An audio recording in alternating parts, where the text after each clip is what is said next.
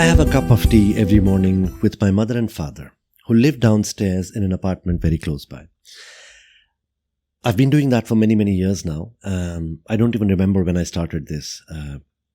But this cup of tea that I have every morning with them is not just a cup of tea for me. It is a source of guidance for me. I've seen many ups and downs in my life. I've seen many struggles and many challenges. And my mother and father have always been there to guide me through all of this. My father is the most masculine man I've ever seen. Not because he's got a big beard or is very burly or anything, but he's been the most emotionally stable man that I've ever met in my life. My mother has always taught me Dheer, Veer, Gambhir are three characteristics of a man. Dheer means patient, Veer means courageous, and Gambhir means sincere in everything that a man does. I have some very interesting discussions with them when I'm having tea with them. Mostly it's about the challenges that I face in my life, ups and downs, and how to be a good parent and all of that. And I'm pretty sure that they don't understand half of the stuff that I talk about when I talk about work. But they play along and they guide me in whatever best way they can. They are definitely a fantastic sounding board for me. There are some very interesting discussions about other topics that I have as well, about philosophy, about science, about religious mythology. And religious mythology has been the favorite subject that we talk about since I don't even remember when. Now, my father is a very well-read man when it comes to religious mythologies, especially Hindu mythologies. He studied the Ramayana, the Valmiki Ramayana, the Mahabharata, the Vedanta Upanishads, various Purans, the Bhagavad Gita back and forth. And I've had my share of reading as well. You know, I study these mythologies and religious scripts, and I find quite a lot of guidance in them. And we discuss this quite a lot. We cross-reference books. You know, you'll find the same stories in different books. Sometimes there are variations because they've not been written by one person, obviously. But we cross-reference not to do fact-checking, but more to get a deeper understanding of what the book is trying to tell us. If you ask anybody what is their take on religious faith, etc., they would, in all probability, tell you that they don't know whether what's written in the books is true or not, or whether they believe in the books or not, but they do believe in a supreme power that they can rely on, or that basically creates and controls the universe. My take on that is the exact opposite. I am not entirely sure if there is a supreme power and what that supreme power looks like, whether it's a man or a woman, does he have a beard, or, you know, whether it's Yahweh or Lord Krishna or Shiva, I'm not entirely sure. But what I am sure about is that the religious scriptures that have been written, and I'm not talking about Hindu mythology, I'm talking about all religions, whoever wrote these books, they were very wise men. They had seen the world, they had experienced life, and somehow they had found a better way of living life. They'd found how mankind could flourish, how mankind could come into harmony with nature and the world around us, and become better. And I believe in that. So I don't really take this religious scriptures literally. I don't read the letter of the law. I try to understand what they're trying to tell us. Try to understand the hidden meaning behind the philosophy, behind what the books say.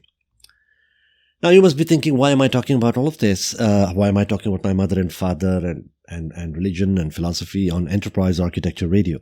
Well, today happens to be Teachers' Day. And the best teachers that I've had in my life are my mother and father. They have guided me through the difficult portions of my life. They've been there around with me to share the happiness that I've had and make it, multiple times better.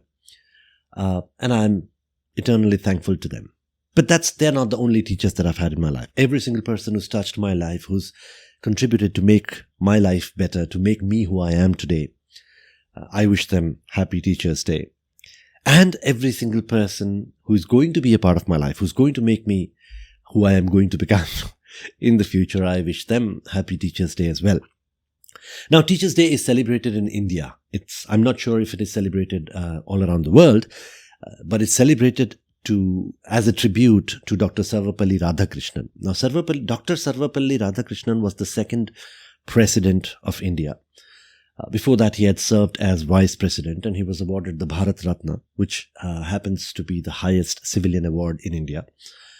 And he had made major contributions to theology, to the understanding of the Hindu religion, to becoming a bridge between the East and the West, between the Eastern and the Western cultures.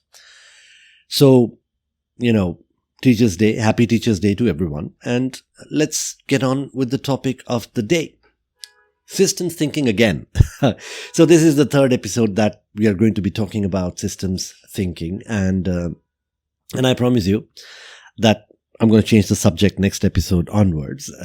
This is probably the last time. And systems thinking will always keep coming back into these episodes. But, for a while, I'm going to give it a little bit of rest.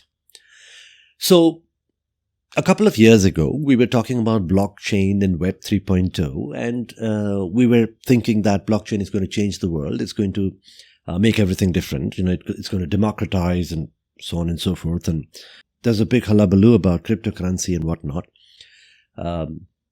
As far as Web 3.0 goes, virtual reality, augmented reality, extended reality, and so on, whatever you may call it, that did not make the kind of impact that was expected, at least not yet. I'm yet to find a interesting use case for virtual reality, to be honest.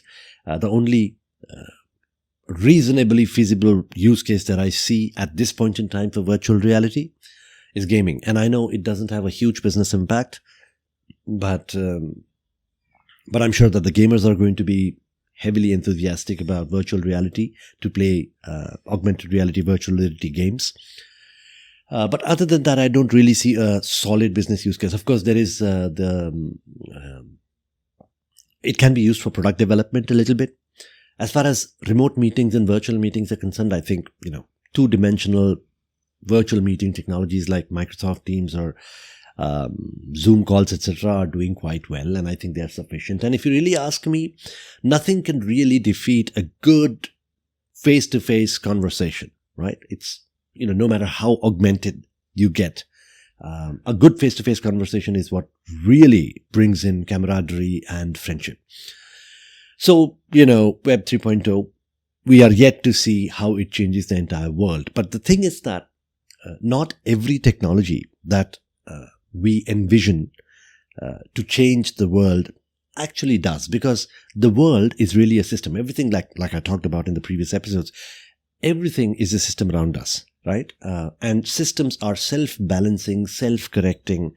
And when something new is introduced into the system in itself tries to balance itself. Well, there are two reactions that it can generate, and we'll talk about that in a bit, but it self-balances a little bit and sort of adjusts to the changes that are happening.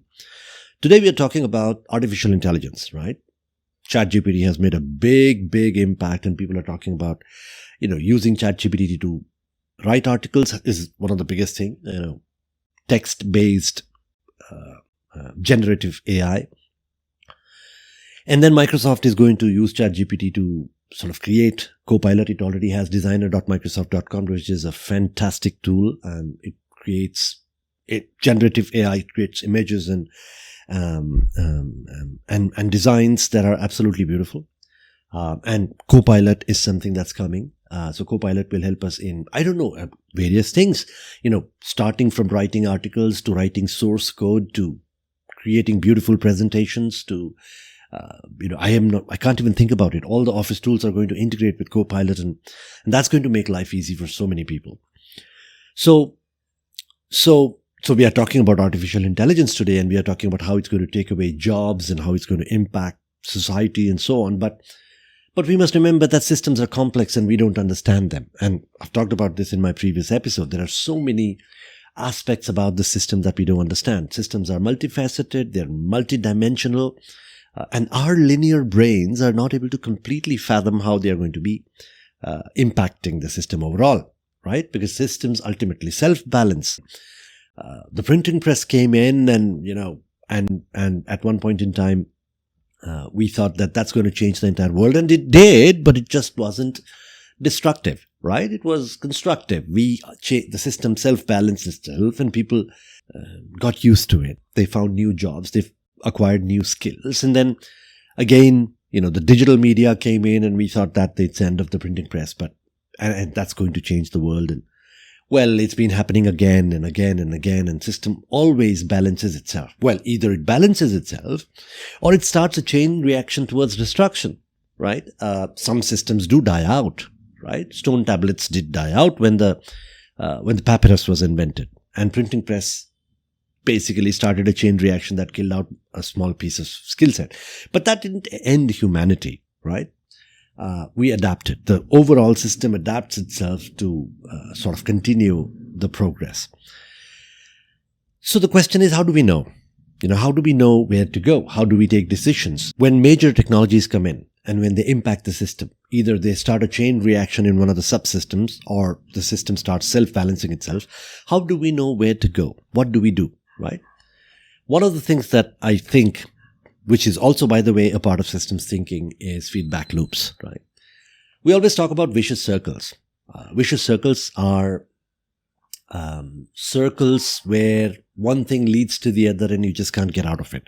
A good example is that you don't have self-confidence, and that is why you do comfort eating, which basically increases your weight, which makes you look not so good, which depresses you and affects your self-confidence, which leads to comfort eating, which again, you gain more weight, which leads to lack of self-confidence, and so on and so on. So it goes round and round, and that's a vicious circle. You just can't get out of it.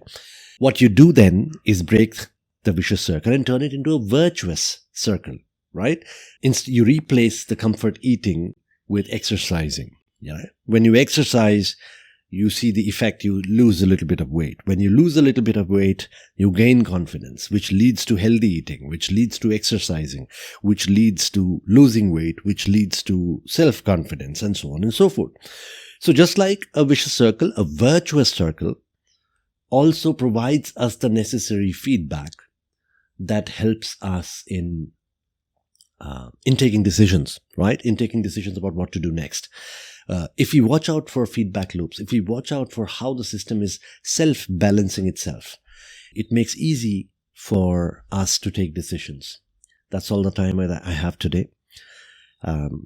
Probably I will do one more episode on how the feedback loops and systems thinking impacts enterprise architecture decisions within an organization.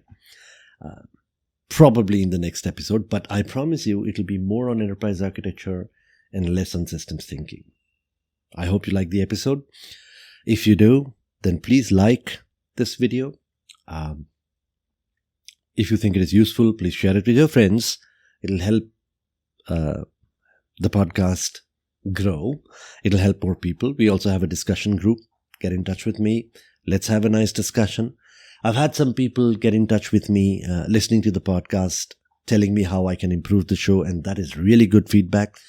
Please keep talking to me about it. If you think that these last 3 episodes have been a little bit not very practical, please let me know about it, and I'll change the theme, I'll change the pace, I'll change the topics that I discuss.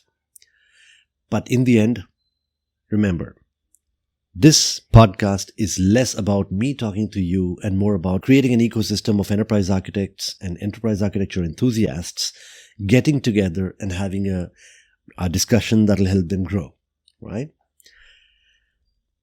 Have fun.